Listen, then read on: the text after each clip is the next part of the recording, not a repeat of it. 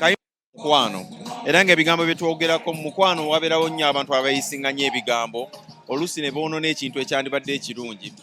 So akayimba kabeera nga akagambo omuntu gw'oyagala nti towuliriza nnyo bigambo by'abantu oluusi biba tebiriimu makulu.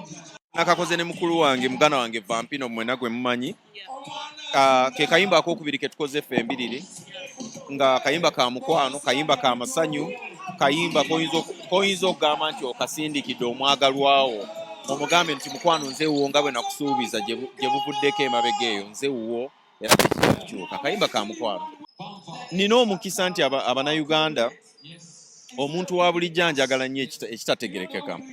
kubanga ate sibeera nnyo mu bantu ekiri awo naye bwe ngenda mu bifo eby'abantu mwe baliira oba mu butale abantu bandaze nnyo omukwano yonna gye ntambula kozi nze ntambula street nyinza okukola show nebeera ng'ejjudde ku Serena olunaku oluddako n'ondaba nga nze ntambula ku street ntaddeko headphones naye ekinkozesa ekyo nti buli gye mpita abantu bandaze nnyo omukwano Abanayuganda. Natandikawo group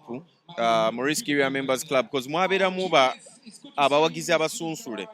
nga bo baagala okumanya ekisingawo ku show ayagala amanye ki ekijja nga n'abamawulire tebannakimanya ayagala afune nga VIP ayagala abeere nga wabeerewo ebivulo nga be babisookako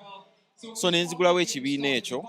ng'era abantu basasula $25,000 omwaka meaning show yonna gye nkola tebasasula oba nkoze show 6 oba 8 they are treated nga VIP wandikirabye era bwe kiri naye kakati group tusazeewo nti tugiggalewo koza abantu baali batandise okusukka tusigaze ebifo by'abantu nga 2 bokka tugiggalewo.